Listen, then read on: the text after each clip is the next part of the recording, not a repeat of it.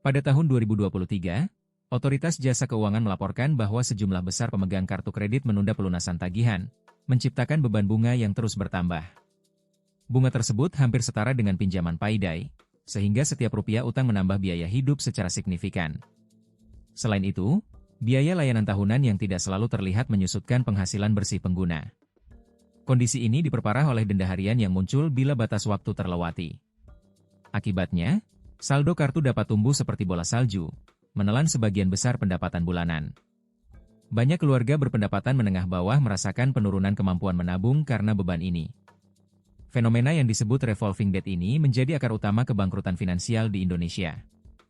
Maka pertanyaannya, berapa banyak biaya tersembunyi yang belum Anda sadari dalam tagihan kartu Anda?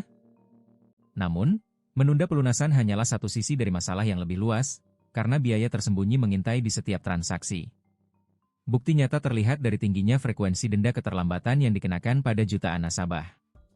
Setiap kali batas pembayaran terlewati, denda tambahan muncul dan mempercepat pertumbuhan utang. Selain denda, batas kredit yang terlampaui memicu biaya overlimit yang menambah beban secara eksponensial. Mekanisme ini bekerja selangkah lebih jauh, karena bunga yang belum terbayar ikut dihitung pada siklus berikutnya.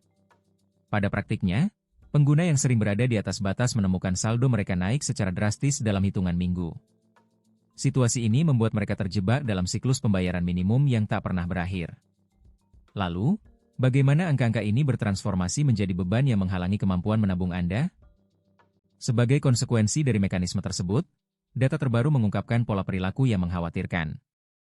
Survei nasional menunjukkan bahwa hanya sebagian kecil pemilik kartu yang mampu melunasi penuh setiap bulan. Sebagian besar dari mereka terpaksa membayar hanya sebagian kecil, sehingga beban bunga tetap menggantung. Selain itu, laporan menyoroti peningkatan signifikan dalam kasus overlimit, yang menambah denda tambahan. Biaya layanan tahunan yang tidak selalu disadari juga muncul sebagai penggerus pendapatan, terutama bagi pelaku usaha mikro. Kombinasi faktor-faktor ini menyebabkan kenaikan proporsi utang kartu kredit dalam total beban keuangan rumah tangga. Hal ini berdampak pada menurunnya proporsi tabungan tahunan, khususnya di kalangan keluarga berpenghasilan menengah bawah.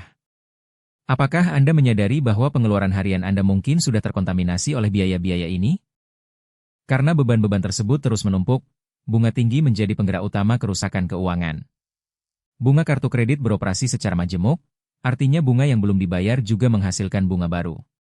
Proses ini mempercepat pertumbuhan saldo, sehingga dalam beberapa bulan jumlah utang dapat melampaui pendapatan bulanan. Jika pembayaran hanya mencakup bunga, pokok utang tetap utuh dan terus menambah beban. Ditambah lagi, denda harian yang dikenakan pada keterlambatan memperparah efek majemuk tersebut. Mekanisme ini mirip dengan rantai keuangan yang menahan aliran kas, menutup peluang investasi produktif. Akibatnya, banyak individu kehilangan kemampuan untuk membangun dana darurat atau berinvestasi dalam usaha jangka panjang. Langkah selanjutnya, bagaimana program reward yang tampak menguntungkan dapat memperburuk situasi ini? Sebagai tambahan, program reward yang biasanya dipromosikan sebagai keuntungan ternyata memperparah kecenderungan pengeluaran. Studi perilaku menunjukkan bahwa poin atau cashback menciptakan bias akuntansi mental, membuat konsumen merasa mendapat uang gratis. Perasaan gratis tersebut mendorong pembelian impulsif, karena konsumen menganggap biaya tambahan dapat ditutupi oleh reward. Pada kenyataannya, manfaat reward seringkali tidak cukup menutupi biaya bunga dan denda yang menumpuk. Pengguna yang tergoda oleh program ini biasanya melihat peningkatan pengeluaran secara signifikan setelah bergabung. Hal ini menciptakan lingkaran di mana semakin banyak transaksi, semakin besar beban bunga yang harus dibayar. Oleh karena itu, mengelola atau bahkan menonaktifkan program reward dapat menjadi strategi mengurangi beban keuangan. Bagaimana cara praktis memutus siklus ini dan mengendalikan alur uang Anda selanjutnya? Menyadari semua jebakan tersebut, ada langkah konkret yang dapat Anda terapkan segera. Pertama, aktifkan notifikasi harian untuk setiap transaksi kartu, sehingga Anda dapat memantau pengeluaran secara real-time. Kedua, tetapkan batas otomatis yang tidak melebihi kemampuan membayar penuh pada akhir bulan. Ketiga, pertimbangkan alternatif pinjaman dengan bunga lebih rendah, seperti kredit mikro atau koperasi, untuk kebutuhan modal kerja. Keempat, teliti dan hilangkan biaya layanan tahunan yang tidak memberikan manfaat signifikan bagi Anda. Kelima, evaluasi kembali program reward. Jika manfaat tidak menutupi biaya bunga, matikan atau hindari penggunaannya. Dengan menggabungkan langkah-langkah ini, Anda dapat memulihkan keseimbangan keuangan dan memulai kembali tabungan. Apakah Anda siap memutus rantai utang dan membangun masa depan finansial yang lebih aman? Tekan tombol subscribe untuk mempelajari strategi budgeting lanjutan yang telah membantu ribuan orang keluar dari jerat kredit.